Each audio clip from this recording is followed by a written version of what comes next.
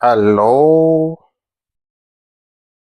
Yes, we welcome you back to PSSB, Physical Sciences, Silver Bullet, and it's me, Richard, here.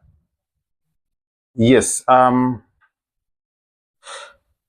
are still continuing with projectile, and tonight we are having this question again. It says a hot air balloon is moving at the velocity of 10 meters per second when the balloon is at the height of 50 meters above the ground. A person inside the balloon drops a ball. Okay. Calculate the time the ball takes to reach the ground. So how do you deal with this? Let us look at the data. We are looking for time, so it's unknown. What do we know? We know VI. We all need to appreciate that when the ball was dropped from the balloon, it was first projected upwards at the same velocity as that of the balloon. So VI is, like I always tell you, the moment you write this one as positive, it means that you have chosen upward as positive. So next we know G. We took upward positive, so our G is going to be negative 9.8 meters per second squared. What else do we know? We know displacement. How do you come to know about it? We are not going to get tired of telling you this. The ball was projected upwards, reached maximum height, then came down and struck the ground. Now our interest now is on this part. From the time the ball was projected and the time it came back to the point of projection. That displacement covered in that period of time, we know it is 0. Why? Because during this time, the ball went upwards, a displacement of x, and it came downwards, the same displacement. But one of them is negative because they are opposite in direction. So when you add them up, what do you get? 0. That means that you have this one as the only displacement covered, net displacement covered by the ball. And this one is the height at which projection took place, and it is 50 meters.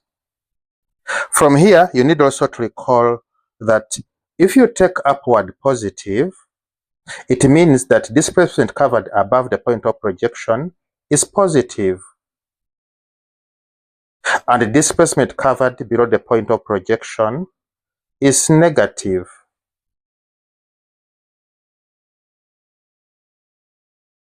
So what do? We know displacement, and it is negative 50 meters. So with this data, we can now be guided on the equation to be used. And from the data, it is apparent that this is going to be our equation. Delta x is equal to VI delta t plus a half a delta t squared. Okay.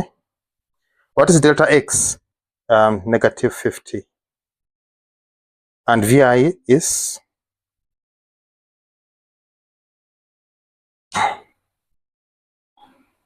we have just corrected that VI.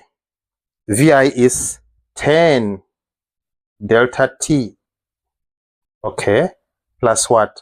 Plus a half times G, which is negative 9.8 delta t squared. Okay, on simplification, this is what you get. Negative 50 is equal to 10 delta t plus 4.9 delta t squared. We should not forget the negative. So when you look at this data, this equation, it is quadratic, so we can rearrange it. And we say negative 4.9 delta t squared plus 10 delta t plus 50 is equal to 0. We must not forget that this is A, this is B, this is C. Okay, so then this one sends us to the equation. The equation is negative B plus or minus B squared minus 4AC over 2A. Yes. On substitution, what do we get?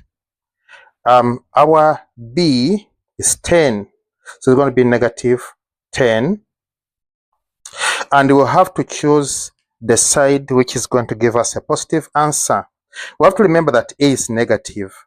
So the side which is going to give the upper side negative is the one we are going to use. And that side is supposed to have 10 minus, okay, what is B?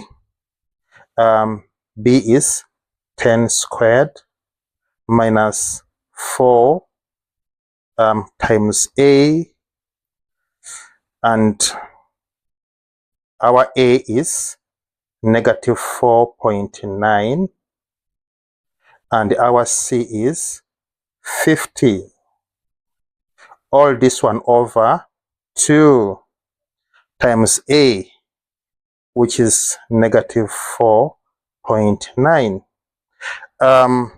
Yes, that's what we have.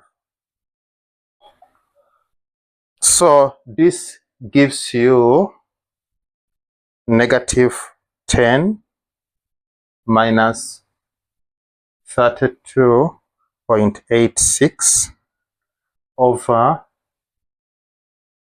2 times negative 4.9. And what answer do we get out of this one? The answer is 4.37 seconds.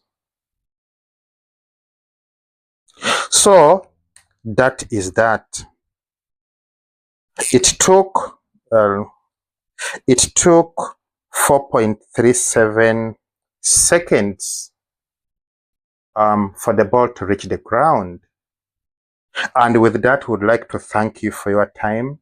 The channel is PSSB, Physical Sciences Silver Bullet. See you next time. Bye-bye.